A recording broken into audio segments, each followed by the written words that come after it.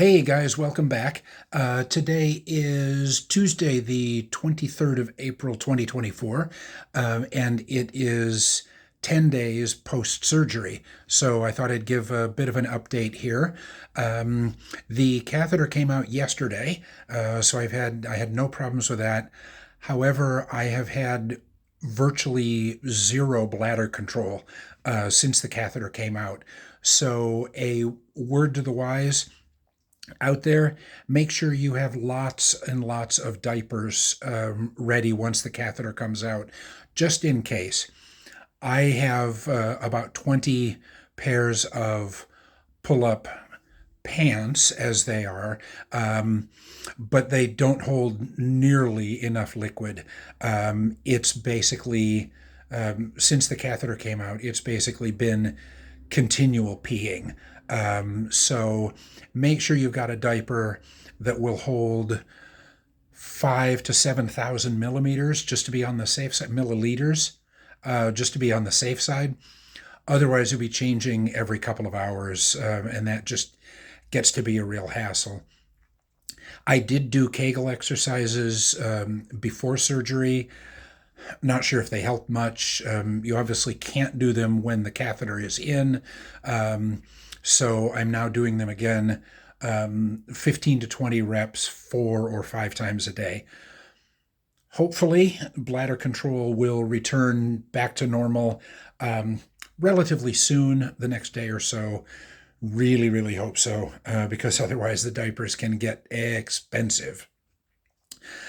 So during the last 10 days, I've actually had very little discomfort other than a bit of burning occasionally at the catheter insertion point. I think over the course of 10 days, I probably only took painkillers 3 or 4 times. And even then, that was just paracetamol. And I had no problems at all. I did, after about day 4, I think, once the carbon dioxide started dissipating, I did start feeling a bit of discomfort in my back passage, basically where the prostate had been removed. Suddenly I could kind of feel a bit of a dull pain. It wasn't anything horrible. Again, a couple of paracetamol solved the problem. Regarding the catheter, just to warn you, I mentally really struggled starting on about day 4. I was having some drainage problems. It was really, really a struggle not to take it out. But I persevered, and I ask you to do the same because it serves an incredibly important role in the recovery. Since the urethra, or the water tube, as they gently refer to it in the hospital, was originally detached from the bladder and then reattached, the catheter needs to be there in order to allow time for proper healing. While you have the catheter in, make sure you drink at least 2 liters of water every day, 2 liters, if not a bit more, simply to keep everything flowing. I did have one situation where it started backing up a little bit. It wasn't quite flowing, and I think that was primarily because I was dehydrated. So lots of water. I'm still on the 2 liters a day, even after the catheter has been removed. But that was recommended to try to kind of get the bladder back to normalcy. While wearing the catheter, I found a lot of times these pull-up pants that I have simply kind of held things in place, even though the junction ports of the catheter were taped to my thigh. I felt that the pull-up pants kind of held everything in place and resulted in less pulling on the catheter tube between the head of my penis and the junction ports. So just a little recommendation there.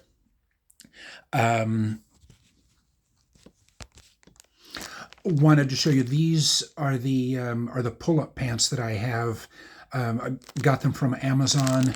I think it was 12 or 14 pounds for 20 of them. Again, they're not real great for regular wear once the catheter comes out, but they're okay while the catheter is in place. So something to think about. I've not tried any of the insertable pads yet, again, because right now there's just no bladder control. So something for you to think about.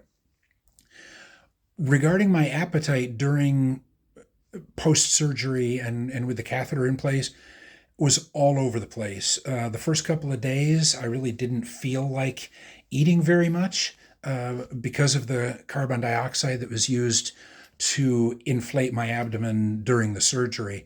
But then when it came back, when my appetite came back, as I say, it was all over the place. One day I didn't want to eat at all.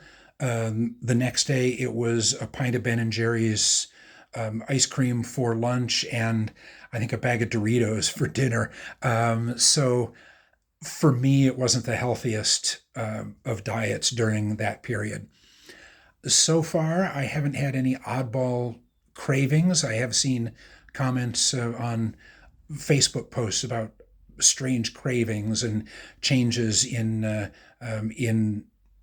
desired tastes. Haven't seen any of that yet, but we'll keep you posted. So as I say, 10 days on, the catheter is out. Overall, I feel fantastic. There's a little bit of pain around the incision points, but I feel great. I have to continue to tell myself to still take it easy, because there's still a lot of healing to be done. With regard to the incisions, this is what they look like on day 10. So there are those, and then those there. Again, those were just held together with glue, which is all self-dissolving. So I anticipate I'll begin to see those start disappearing. So that's about it for now. My surgical follow-up is the 17th of May, but I'll keep posting here on a bit of a regular basis to keep everybody up to date. Thanks very much, and see you on the next one.